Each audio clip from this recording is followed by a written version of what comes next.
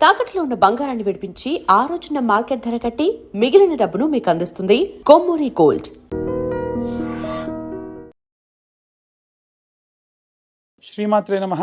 శ్రీ గురుభ్యో నమః. పరాభవనామ సంవత్సరంలో ద్వాదశ రాశుల వారికి కూడా ఎలా ఉండబోతుంది, వారి యొక్క ఆదాయము, వ్యయము, రాజ్యపూజ్యము, అవమానము, వీటి గురించి సంక్షిప్తంగా తెలుసుకునే ప్రయత్నం చేద్దాం. తులారాశి వారికి సంబంధించి ఆదాయం 5, వ్యయం 14, రాజ్యపూజ్యం 6, అవమానం 3. ఈ యొక్క సంవత్సరంలో బ్యాలెన్స్ చేస్తూ వీరు ముందుకు వెళ్తూ ఉంటారు. ఆర్థిక ఫలితాలు, ఆర్థిక స్థిరత్వం పెరుగుతుంది, భాగస్వామ్య లాభం పెరుగుతుంది, కాంట్రాక్ట్ విషయాల్లో ఆదాయం పెరిగే అవకాశం ఉంది. జాగ్రత్త వహించండి, అనవసరమైన కాంట్రాక్ట్స్ సంతకం చేయకుండా ఉంటే మంచిది. అధిక వ్యయము, విలాసవంతమైన ఖర్చు తగ్గించుకుంటే మంచిది. ఫ్యామిలీ ఫంక్షన్స్లో ఖర్చులు పెరిగే అవకాశం ఉంది. బడ్జెట్ తప్పనిసరిగా వేసుకుంటూ ముందుకు వెళ్ళండి. ఉద్యోగము అలాగే వ్యాపారానికి సంబంధించిన విషయానికి వస్తే డిప్లొమాటిక్గా మీరు స్కిల్స్ పెంచుకోవడం వలన ఎదుగుదల పెరుగుతుంది. హెచ్ఆర్లా అడ్మిన్ రంగం ఉండేటువంటి వాళ్ళకి సంబంధించి చాలా అద్భుతంగా ఉంటుంది. టీమ్ లీడింగ్ పొజిషన్లో కూడా అద్భుతంగా ఉంటారు. భాగస్వామ్య వ్యాపారాలు లాభం చేకూరుస్తాయి. ఫ్యాషన్, బ్యూటీ రంగాలకు సంబంధించి అద్భుతంగా ఉంటారు. విద్యార్థుల సంబంధితమైనటువంటి విషయానికి వస్తే న్యాయ విద్య, ఫైన్ ఆర్ట్స్, డిజైన్, ఇంటీరియర్ విషయాలకు సంబంధించి క్రియేటివ్ ఫీల్డ్స్లో విజయాలు సాధించే అవకాశం ఉంది. గృహిణుల విషయానికి వస్తే కనుక కుటుంబ సమతుల్యత, మధ్యవర్తిత్వము, ఇంటి శాంతి మీ చేతుల్లోనే ఉంటుంది.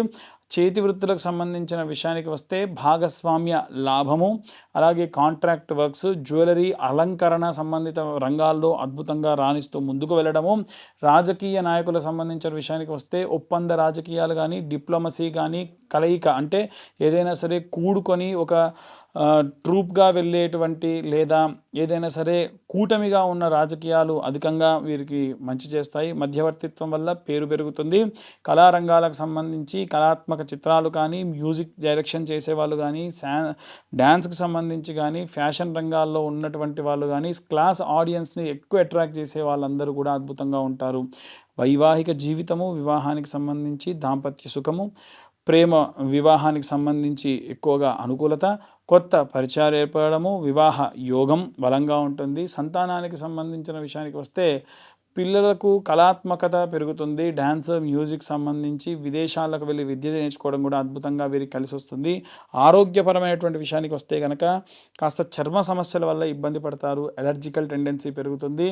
షుగర్ కానీ, హార్మోనల్ ఇమ్యూనెన్స్ పెరగడం కానీ, తగ్గడం కానీ, అలాగే ఆహారం సమయానికి తీసుకోకపోవడం ఇబ్బందికరంగా మారుతుంది. ఆహారానికి సంబంధించి అధిక తీపి తినడం మానేయాలి, కూల్ డ్రింక్స్ తాగడం మానేయాలి. తులారాశి వారికి సంబంధించి గోచార రీత్యా చూసుకున్నట్టయితే గురు గోచార రీత్యా అత్యంత శుభము, వివాహ యోగ్యము, భాగస్వామ్య లాభము, కొత్త సంబంధాలు పెరగడము.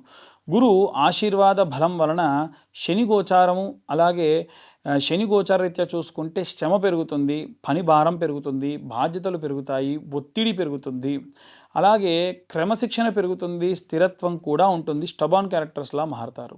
రాహు గోచార రీత్యా చూసుకుంటే ధన వ్యయం ఎక్కువవుతుంది, ఆకస్మిక ఖర్చులు పెరుగుతాయి, విలాసవంతము, డిజిటల్ ఖర్చులు ఎక్కువవుతాయి. జాగ్రత్త వహించండి. పెట్టుబడుల విషయాల్లో కూడా చాలా జాగ్రత్త వహించండి. కేతు గోచార రీత్యా చూసుకుంటే ఆధ్యాత్మికత, పాత స్నేహితులు దూరం అవ్వడము, అలాగే శుక్రగ్రహ ప్రభావం వలన అత్యంత కీలకంగా శుభాలు కలగడము, ప్రేమ, కళ, సౌందర్యం అంటే ఏవైనా సరే బ్యూటీ సంబంధించి ఏమైనా టిప్స్ తీసుకోవడం కానీ, ఆరోగ్యాన్ని ఏమైనా సరే అందంగా మార్చుకోవడం కానీ అలా పెరుగుతుంది. విలాసత్వం కూడా పెరుగుతుంది, ఖర్చు పెరుగుతుంది. చాలా జాగ్రత్త వహిస్తే మంచిది. మార్చి నుండి జూలై ప్రాంతం వరకు చూసుకుంటే ఖర్చులు ఎక్కువ అయ్యే అవకాశం ఉంది. బడ్జెట్ ఖచ్చితంగా అవసరము. అలాగే వీరికి సెప్టెంబర్ నుంచి చూసుకున్నట్టయితే కనుక వివాహ యోగ్యము, అలాగే ఆగస్టు సెప్టెంబర్ కాలంలో, అలాగే వీరికి సెప్టెంబర్ నుండి డిసెంబర్ ప్రాంతం వరకు చూసుకుంటే భాగస్వామ్య వ్యాపారాల్లో లాభం పెరుగుతుంది. డిసెంబర్ నుండి మార్చి వరకు చూసుకుంటే ఆరోగ్య జాగ్రత్తలు, న్యాయ విషయాల్లో జాగ్రత్తలు తీసుకుంటే మంచిది. తులారాశి వారికి సంబంధించి తీసుకోవాల్సినటువంటి శాంతిపరమైనటువంటి విషయాలు ఏమిటంటే లక్ష్మీనారాయణుడి యొక్క ఆరాధన, మహాలక్ష్మీదేవి యొక్క ఆరాధన, వెంకటేశ్వర స్వామి దర్శనం, అలాగే శుక్రగ్రహానికి సంబంధించి శాంతి హోమం, లక్ష్మీ అష్టోత్తరం, శ్రీ సూక్త పఠనము, దానాల విషయానికి వస్తే కనుక తెలుపు వస్త్రాన్ని పాలు, అలాగే చక్కెర, సుగంధ ద్రవ్యాలతో కూడి ఎవరైనా గురువులకు కానీ లేదా బ్రాహ్మణులకు దానం ఇవ్వడం మంచిది. శుభవర్ణం ఏమిటి అనంటే వీరికి కలిసొచ్చే కలర్ ఏమిటంటే లేత నీలం రంగు కానీ, తెలుపు కానీ, పింక్ కానీ కలిసొస్తుంది. రత్నానికి విషయానికి వస్తే కనుక జిక్రాన్ కానీ లేదా వజ్రం, అది కూడా జ్యోతిష్యుల్ని కనుక్కొని మీ జాతకానికి సూట్ అయితేనే ధరించడం మంచిది.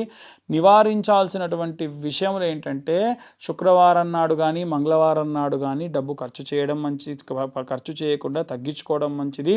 తీపి అధికంగా తినకుండా ఉంటే మంచిది. అలాగే రిలేషన్షిప్స్ మెయింటైన్ చేయడం మంచిది. ఎవరితోనో తగాదాలు పడకుండా రిలేషన్షిప్ని స్ట్రాంగ్గా ఉంచుకుంటే మంచిది. అందరూ కూడా మీకు ఆపద కాలంలో సహాయపడతారు. తులారాశి వారికి సంబంధించి ఈ సంవత్సరం గురువు వివాహానికి శుభంగా ఉంటాడు, శని శ్రమ పెంచుతాడు, రాహు ఖర్చును పెంచుతాడు. బ్యాలెన్స్గా కనుక ఉంటే వీరికి అద్భుతంగా ఉండేటువంటి కాలం. ఇవన్నీ కూడా తిథి, వార, నక్షత్ర, యోగ కరణాన్ని బట్టి చెప్పేటువంటి విషయంలో మాత్రమే.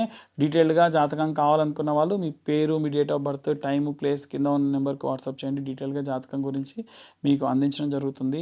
ఓవరాల్గా అసలు ఉగాది అంటే ఏంటి, ఉగాది రోజున మనం ఎందుకు ఇంత విశేషంగా పూజలు చేసుకుంటూ ఉన్నాము, అసలు ఆ రోజు మనం ఏం చేయాలి, ఎలాంటి నిర్ణయాలు తీసుకోవాలి, ఎలాంటి నియమ నిబంధనలు పాటించాలి అనేటువంటి విషయాన్ని ఇప్పుడు మనం తెలుసుకుందాం. ఉగాది అంటే యుగమునకు ఆది.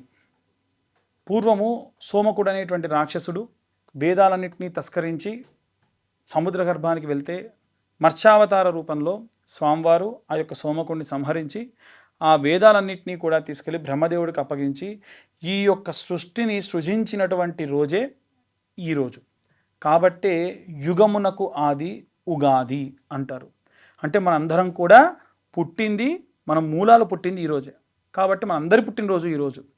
ఈ రోజున మనము తలకు నూనె పెట్టుకోవడము, నలుగు పెట్టుకోవడము, అభ్యంగన స్నానం చేయడము, కొత్త వస్త్రాలు ధరించడము, ఆ వస్త్రాలకు కాస్తంత పసుపు పెట్టుకొని దేవతల దగ్గర షడ్రుచులతో కూడినటువంటి పచ్చడిని నైవేద్యంగా పెట్టి మన సంకల్పాన్ని చెప్పి, మన రిజల్యూషన్ అంటారు కదా, అందరూ న్యూ ఇయర్ రిజల్యూషన్ ఏంటి, ఏం తీసుకుంటున్నారు, అసలు న్యూ ఇయర్ కానే కాదు. ఎందుకు అంటే అక్కడ ఏమీ మారదు. మనకు ఉగాది రోజునే అన్నీ మారుతాయి.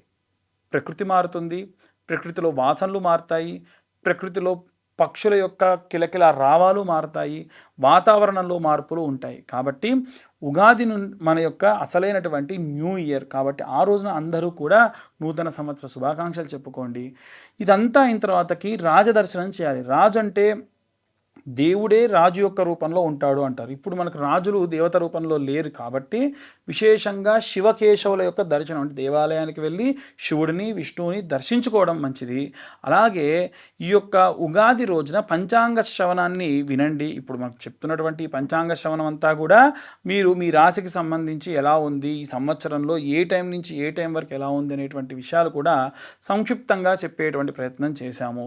కాబట్టి ఎవరైనా జాతకాలు చెప్పించుకోవాలన్నా ఈ రోజున చెప్పించుకోవచ్చు. అలాగే వీలైనంత వరకు కూడా ఈ సంవత్సరంలో ఎవరికైనా వివాహం కాని వారికి, సంతానం కాని వారికి ప్రత్యేకమైనటువంటి హోమాలు నిర్వహించడం జరుగుతుంది. ఆసక్తి కలవారి కింద ఉన్న నెంబర్కి కాంటాక్ట్ చేయొచ్చు. సర్వే జనా సుఖినో భవంతు. స్వస్తి.